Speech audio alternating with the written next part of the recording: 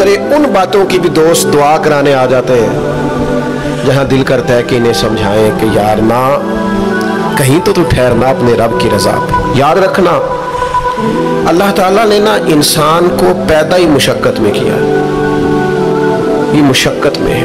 रब फरमाते हैं मैंने इसकी पैदाइश, इसका खमीर ही मुशक्कत वाला बनाया। अल्लाह करीम ने कुरान मजीद में फरमाया लक़द खलक़नल इंसान फी कबद, फरमाया बेशक हमने आदमी को मुशक्कत में रहता हुआ पैदा किया है। पैदा ही इसको कबद किया है, मुशक्कत में रहता हूं। इसने मुशक्कत करनी, बचपन में भी मुशक्कत। चले कुछ थोड़ा सा आपको समझाने के लिए बात कर लेते हैं। प्राइमरी स्कूल में जाना कितना मुशक्कत का काम था। सारी रात लोग मंसूबा नहीं बनाते थे सवेरे छुट्टी करने का, वो कितनी बड़ी मुशक्कत का काम था। जब 3 महीने की छुट्टियां होती थी तो वो, अल्लाह करे कोई मैं ऐसा जुमला ना बोलूं, असातिज़ा बड़े काबिल एहतराम होते हैं, लेकिन हमारे जो उस्ताद साहब थे ना वो तो सिर्फ एक आध चैप्टर छोड़ते थे, बाकी कहते सारी किताबें लेके ले आना। तो वो जब वो सबक दे रहे होते थे मुशक्कत का, तो बंदा सोचता था कि छुट्टियां आराम करने मिली, आसानियां ये वाली मुसीबत करने को मिली थी। जहां छुट्टियों पे रहे होते थे मुशक्कत बढ़ जाती थी। आज तो उन चीजों पर हंसी आती है। मुशक्कत, जद्दोजहद, हर लम्हे जद्दोजहद, और हर मुशक्कत अपने टाइम पर मुशक्कत होती। आज आपसे कहा जाए बहुत सारे लोगों से प्राइमरी का इम्तिहान देना है तो आप कहेंगे बाएं हाथ का खेल है। भाई आप बाएं हाथ का खेल है, तब नहीं था।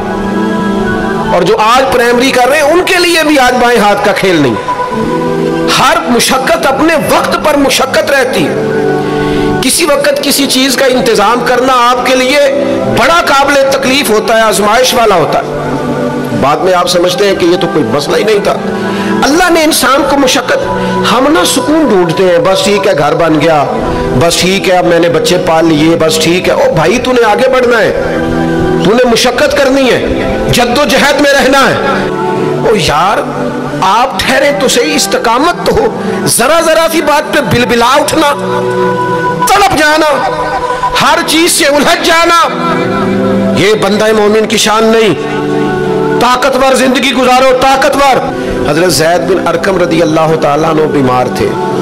ये जरा बात सुनना मेरे करीम की। अल्लाह के प्यारे हबीब अलैहिस्सलाम तीमारदारी के लिए तशरीफ ले गए तो हुजूर सैयद आलम अलैहिस्सलाम ने जाकर जनाब ज़ैद बिन अरकम की तबीयत को देखा तो कमजोरी थी और वो परेशान भी थे। तो हुजूर अलैहिस्सलाम को अल्लाह ताला ने गैब के खजानों की कुंजियां अता फरमाई हैं। करीब मुस्कुरा के फरमाने लगे ज़ैद इस बीमारी से परेशान ना हो, इससे तो आपने ठीक हो जाना है। इस रवायत पर खास गौर करना क्या कह रहा हूं। फरमाया इससे आपने परेशान नहीं होना, इससे तो आपने ठीक हो जाना है, मसला ही नहीं। हाँ, इसके बाद एक वक्त आएगा आपकी आंखों की बिनाई रुखसत हो जाएगी और उम्र भी आपकी लंबी होगी, यानी एक बुढ़ापा, एक नजर चली जाएगी। अब आप यहां गौर करें सरकार तबीयत क्या कर रहे हैं। हुजूर फरमा रहे हैं ये जो मुश्किल है ये तो गुजरने वाली है, इसके बाद जो मुश्किल आने वाली है वो इससे बड़ी है। फरमाया ज़ैद इसके बाद आपकी बिनाई चली जाएगी और उम्र भी लंबी होगी, तो बताइए उस वक्त क्या करेंगे। हज़रत ज़ैद बिन अरकम रज़ी अल्लाह ताला अन्हु अर्ज करने लगे या रसूल अल्लाह मैं अल्लाह की रिजा पर सवाब की नीयत से सब्र करूंगा। माना क्या है, दुख कबूल मोहम्मद बख्शा राजी रहन प्यारे।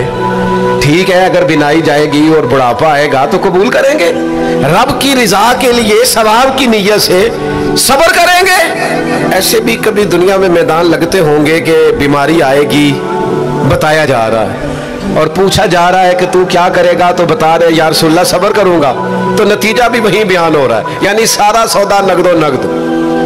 उसी वक्त हथेली पे सरसों जम रही है। हुजूर ने फरमाया क्या करोगे, या रसूलल्लाह सब्र करूंगा अल्लाह की रिजा के लिए सवाब की नीयत से। तो हुजूर फरमाने लगे अगर तू सब्र करेगा तो फिर नतीजा सुन, अल्लाह तुझे हिसाब नहीं लेगा, बगैर हिसाब ही जन्नत अता कर देगा। ओ मेरे भाई एक मुश्किल से आप गुजर गए, अब आपको अगली मुश्किल के लिए तैयार रहना है। थोड़े दिन अगर सुख से जीना चाहते हो तो एक ही इलाज है, एक मालिक की रजा में राजी रहो। ना समझ आए तो फिर करबला वाले इमाम हुसैन की तरफ देखना, वो नाना के कंधों पे थे फिर भी बड़े खुश थे। वो माँ की गोद में थे फिर भी बड़े खुश थे, शेर खुदा की बाहों में थे फिर भी बड़े खुश थे, हसन के साथ सफरे हज पे तो भी बड़े राजी थे। और जिस दिन रजब के महीने में मदीना छोड़ रहे थे तो उस दिन भी कह रहे थे मालिक मैं तेरी रजा पे राजी हूँ। और हुसैन इब्ने अली रज़ी अल्लाह ताला अन्हु ने हमें ये मेयार दिया है, जिस दिन शबीह मुस्तफा अली अकबर उनके घर में पैदा हुए थे हुसैन उस दिन भी बड़े राजी थे। और जब अल्लाह अकबर कह के जख्म खा के जनाब अली अकबर घोड़े से जमीन पर तशरीफ लाए थे और जवान बेटे को सहारा देकर उन्हें उठाना पड़े था, हुसैन उस दिन भी रब की रजा पे बड़े राजी थे। और जब छोटा सा बेटा उनकी गोद में उसकी सांसें उखड़ रही थी तो इमाम अली मकाम उस वक़्त भी अपने रब की रजा पे बड़े ही राजी थे। हद हो गई, जिस गले को महबूब चूमते थे उस वक़्त भी हुसैन राजी थे। और जब उसी गले पे खंजर चल रहे थे इमाम अली मकाम ने ये नहीं कहा कि मालिक मेरा इतना इम्तिहान, आखिर मेरे मसले कब हल होंगे, मेरी मुश्किलात कब हल होंगी, आखिर किस वक़्त, ये नहीं फरमाया, बल्कि ये सारा कुछ सह के दोनों हाथ जमीन पे बिछा के सजदा शुक्र अदा करके कहा मालिक जहां तू रखे हुसैन वहां राजी है। याद रखे अगर आज जवानी है तो बुढ़ापा आएगा, आज अगर सेहत बिल्कुल ठीक है तो आहिस्ता आहिस्ता खुदा न खास्ता कबा और आसाम कमजोर होने लगते। हमें ना ज़हनी तौर पर तैयार रहना है। लोग कहते हैं जनाब पता नहीं मैं बड़ा परेशान हूँ, एक मुश्किल खत्म होती है दूसरी शुरू हो जाती है। मैंने कहा ये मुश्किल नहीं, यही तो मजा है जिंदगी का। अल्लाह कहता है मैंने तुझे मुशक्कत में पैदा किया है और तू कहता है कि आसानी हो जाए। अब ये तो नहीं ना होगा, जिसने जैसा पैदा किया है बात तो उस कादर मुतलक की चलेगी, तेरी नहीं चलेगी जब उसने पैदा ही मुशक्कत में किया है। आप इस बात को याद रखें और इसको अच्छी तरह समझ लें कि आप जब तक मिजाज मुशक्कत का नहीं बनाते, एक के बाद दूसरी, दूसरी के बाद तीसरी, तीसरी के बाद चौथी मुशक्कतें राह देख रही, और जो मुशक्कतों के आदी नहीं वो फिर पिछली सफ़ों में है, जो मुशक्कतों के आदी नहीं वो फिर किसी सूरत में ना नाम बना सकते हैं ना काम कर सकते। जिसको आराम करना है, जिसको सुकून से सोना है, वो मंजिल नहीं पा सकता। आपको आगे बढ़ना है, आपको जद्दोजहद करनी है, आपको कोशिश करनी है, आपको बाहिम्मत रहना है। हजरत उमर से किसी ने कहा था कि मैं आपसे मिलना तो चाहता था पर दोपहर का टाइम था, मैं आया नहीं, कहीं आप सो ना रहे हो। तो जनाब उमर रो पड़े, फरमाने लगे सोया करता था कभी, जब से अबू बकर ये चाबियां मेरे हाथ में दे गए हैं ना तो दिन की बात करता है, मैं रात को नहीं सो पाता, उठ उठ के हुजूर की उम्मत की खबरगिरी करता हूँ। रात जगह मेरा नसीब बन गए हैं, आंखों की नींद रुखसत हो गई है, लहजों में आराम निकल गया है। और भाई जब आपको जद्दोजहद करनी है, जब आपको आगे बढ़ना है, ज़हन बनाओ यार, तबीयत बनाओ, आगे बढ़ना है, मुशक्कत करनी है, नींद थोड़ी कम लेनी है, जुबान के जायके मजे के खाने थोड़े कम करने। हमने अपनी मर्जी से वो लेटे हैं, वो आराम कर रहे हैं, इससे थोड़ा उठ कर सोचना। इमाम अली मकाम का पैगाम यह है कि तू बड़ा तब बनेगा जब तेरी जिंदगी मेहनत वाली, कोशिश वाली, जद्दोजहद वाली होगी। और फिर उसके बाद क्या करना है, एक कोशिश करनी है। उसके बाद अगला काम यह है कि जहां रब रखे ना वहां रहना भी है, उसकी रजा पे। जब आप मुसलमान होते हैं ना, कलमा पढ़ते हैं तो हम ऐलान करते हैं आज के बाद फैसले मेरे नहीं चलेंगे, फैसले अल्लाह के चलेंगे। लेकिन परेशानी पता कब होती है, जब हम फैसला अपनी मर्जी का मांगते हैं। ओ भाई जब तू मालिक का गुलाम है, बंदा है, तो फिर दुख किस चीज का नाम है। किसी दरवेश ने कहा था दुख किस चीज का नाम है कि अल्लाह की मर्जी और है और तेरा इरादा और है। तू कहता है बात उस तरह बने जिस तरह मैं चाहता हूँ, रब कहता है नहीं मैंने फैसला कर लिया है। फिर तू दुखी होता है। सुखी वाला कौन होता है, जो रब कर दे वो कहे बिल्कुल ठीक है, वो कहे बिल्कुल। और कुरान मजीद ने इसे बयान किया, रदी अल्लाहु अन्हुम व रदू अन। ये करबला का दूसरा पहलू, एक पहलू मुशक्कत जद्दोजहद, एक पहलू ये कि रदी अल्लाहु अन्हुम व रदू अन। अल्लाह कहता है मेरे बंदों की शान ये है कि अल्लाह उनसे राजी है और वो अल्लाह से राजी है। अल्लाह उनसे राजी है और वो भी राजी है अल्लाह से। अल्लाह ने जहां रखा है वो अल्लाह से, एक पहलू ये है कि अल्लाह राजी हो जाए, एक पहलू ये है कि बंदा राजी हो जाए। रब फरमाता है ज़ालिकल फौजुल अज़ीम, वो अल्लाह से राजी, अल्लाह उनसे राजी, ये बहुत बड़ी कामयाबी है। इमाम मोहम्मद गजाली रहमतुल्लाह अलैह से किसी ने कहा था ज्यादा मुश्किल क्या है, अल्लाह का राजी होना के बंदे का? तो इमाम साहब फरमाने लगे रब तो मेहरबान ही बड़ा है, बड़ी जल्दी राजी हो जाता है। दो सिर्फ आंसू बहाए सच्ची तौबा के मालिक राजी है। किसी गरीब की मदद कर दे इखलास से, अल्लाह राजी है। अल्लाह तो जल्दी राजी हो जाता है, मुश्किल ये है कि बंदा नहीं राजी होता। ये इसने हर रोज एक नई उम्मीद लगाई हुई है, हर रोज इसका नया रंग है, ये राजी नहीं होता। हजरत मूसा अलैहिस्सलाम ने अल्लाह की बारगाह में अर्ज की, मालिक मेरी कौम ये अर्ज करती है कि तू बता तू हमसे कैसे राजी होगा।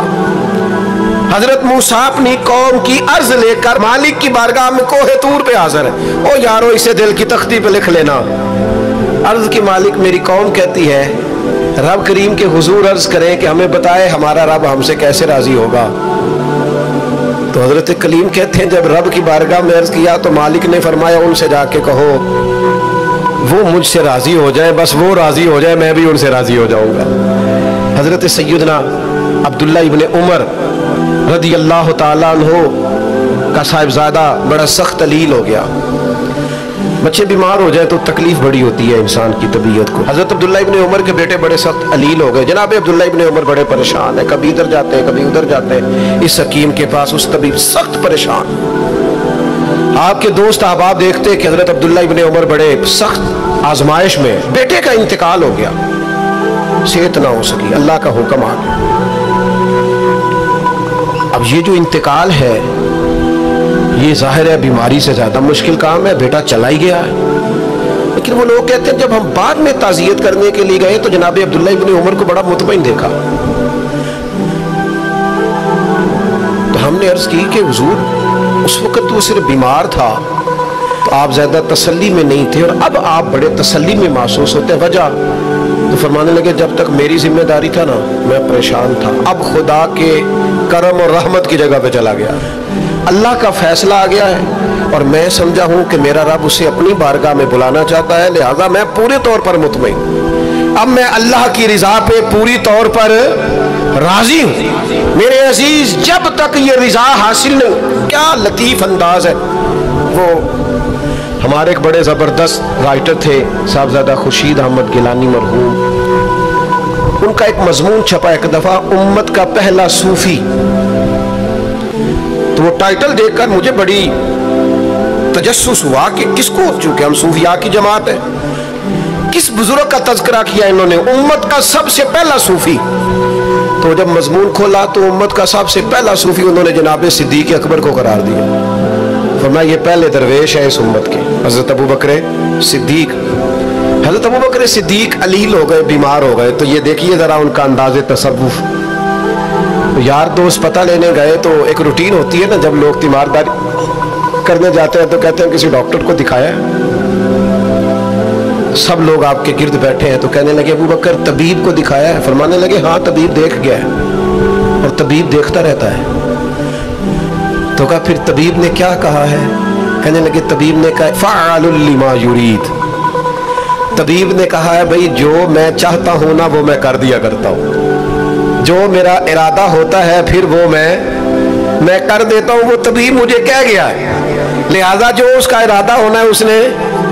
अब वो जो इर्द गिर्द बैठे थे वो भी तो सहाबा थे ना, इस बारीक बात को फौरन समझ गए, कहने लगे अल्लाह तुझे जज़ा अता करे। यार देखो छोटी बात नहीं। हजरत अनस बिन मालिक कहते हैं 10 साल मैंने नबी पाक के घर में नौकरी की है। 10 साल 10 साल। 1 साल के बाद लोग उकता जाते हैं, सारा पता चल जाता है, उसके बाद वो चाहते नहीं रहती, बंदा पुराना हो जाता है। इकराम एहतराम इल्ला माशाल्लाह वो नहीं रहता। फरमाते हैं 10 साल हुजूर के घर में नौकरी की, पूरे 10 साल एक दफा भी रसूल पाक ने उफ नहीं कहा। फरमाते ऐसा नहीं कि कभी कोई ऐसी बात नहीं हुई जिससे हुजूर नाराज हो। कई दफा ऐसे मौके आए, हुजूर ने किसी काम से भेजा, मैं जाके बच्चों के साथ खेलने लगा, महबूब आए, मैं डर गया, लेकिन हुजूर ने कुछ भी नहीं कहा, मुस्कुरा के फरमाया तुम्हें काम भेजा था करके क्यों नहीं आए? एक तो ये कि मुशक्कत करनी है, दूसरा अल्लाह की रज़ा पे राजी रहना, और तीसरी बात ये सोचें कभी जाती किस्म की नहीं बनानी, सोचें मिली किस्म की, कौमी आफाकी सोचें। जितने दोस्त हमारी खानकाह से वाबस्ता हैं, यहाँ किसी आस्थाने से वाबस्ता है, कुछ हमारे पास मदरसे में पढ़ते हैं, कहीं भी आप पढ़ते हैं, आपकी सोचें जब तक मिली और कौमी नहीं होती, आप बहुत ज्यादा भी बासलाहियत है तो आप कोई किरदार नहीं अदा कर सकते। आपको अल्लाह ने जो सलाहियत दी है वो दीन के लिए खर्च करें। कोई भी सलाहियत है आपकी, अजीज वसीउल ज़र्फी वसीउल मशरब, आप अपनी सलाहियत से कौमी फायदा करें। आप क्या मतलब मिली बातें, छोटी बातें, छोटा सा ज़हन, छोटी सी बात, आप वसी बात करें। इमाम बुखारी लिख गए, एक मखसूस फिक़्ह के मुक़ल्लिद थे इमाम साहब, लेकिन उन्होंने बुखारी में ये रंग नहीं इख्तियार किया कि जो किसी और मसलक पर चीज़ें दलाइल करती हैं, फ़िक़्ह के मसलक की बात कर रहा हूँ, किसी और मशरब पर तो मैंने लेनी नहीं। उन्होंने काम किए तो कौमी सतह के, छोटे छोटे ज़हन, छोटी छोटी बातें। हमारा ही मदरसा नहीं, दुनिया में मदरसे, हमारी खानका नहीं, दुनिया में खानकाएं। हम अगर एक दूसरे से लोगों को तोड़ने लगेंगे तो मिली काम नहीं होगा। हम घर नहीं बनाना चाहते, हम रसूलुल्लाह का दीन तामीर करना चाहते हैं, दीन इस उम्मत के अंदर लाना चाहते हैं, नाफिज करना चाहते हैं। तो हम तो थोड़े से लोग हैं काम करने वाले जो पूरी दुनिया में काम कर रहे, कहीं भी कोई काम कर रहा है। हम नबी पाक का दीन लाना चाहते हैं तो हम तो हर एक को सपोर्ट करते हैं, जो थोड़ा सा भी काम कर रहा है उसे सपोर्ट करते हैं। मेरी आपसे गुजारिश है, जिस काज के लिए इमाम हुसैन ने जान दी थी ना, उस काज पर काम करने की जरूरत है। अब क्या करने की जरूरत है? अब वो पैगाम जो इमाम अली मकाम का पैगाम है, दीन के लिए काम करें, बेहयाई के खिलाफ, उरियानी के खिलाफ, बेदीन कुव्वतों के खिलाफ। लोगों को सुकून मिलेगा, उन्हें कायल करें कि सुकून तुम्हें नमाज में मिलेगा, इबादत में मिलेगा, दयानतदारी में सुकून है, कनात में सुकून है, इज्जत नफ्स और खुददारी में जो तुम्हारे लिए अल्लाह ने रखा है उसमें सुकून है। लूट के खाओगे तो सुकून नहीं मिलेगा। मेरे भाई, इस सारे पैगाम को आम करने की जरूरत है, फैल जाए दुनिया में। और जिस तरह अपने हक में लोगों को कायल करते हो ना, को मजबूरी बन जाए, इस तरह लोगों को दीन के हक में कायल करें। मिन्नत करके बेनमाजी को नमाजी करें, मिन्नत करके जो दीन से दूर है उसे दीन के करीब करें। आप कोशिश करें कि फरोगे दीन हो, जहां मस्जिद नहीं तामीर मस्जिद में किरदार अदा करें। अपने लहजों से हर थकावट उतार के आगे बढ़ो, मिली कौमी सोचें पैदा करो। हमने इस वतन को भी तामीर करना है, दीन के लिए हमने अपने आप को पेश करना है जिस हद तक हो सके। और दीन की तबलीग का सबसे बेहतरीन तरीका यह है, इमाम जाफर सादक से किसी ने कहा तामीर करना है, दीन के लिए हमने अपने आप को पेश करना है जिस हद तक हो सके। और दीन की तबलीग का सबसे बेहतरीन तरीका यह है, इमाम जाफर सादक से किसी ने कहा था मैं दीन की तबलीग करना चाहता हूँ, क्या करूँ? पैगाम में इमाम हुसैन कॉन्फ्रेंस में बात खत्म करते वक्त इमाम हुसैन के पोते की बात सुना रहा हूँ। कहा हुजूर दीन की तबलीग करना चाहता हूँ, क्या करूँ? फरमाने लगे दीन पे अमल करना शुरू कर दे, ये दीन की तबलीग। आपका अच्छा इखलाक ये दीन की तबलीग, आपका माफ करने का जज्बा ये दीन की तबलीग, आपकी खैर खाई लोगों का भला करना यही दीन की तबलीग। सिर्फ तकरीर से तबलीग नहीं करें आप, आपका अमल और किरदार ये दीन की तबलीग है। आप अपना अंदाज़े जिंदगी बदल जाएं, अंदाज खूबसूरत कर जाएं, ये दीन की तबलीग शुरू हो जाएगी।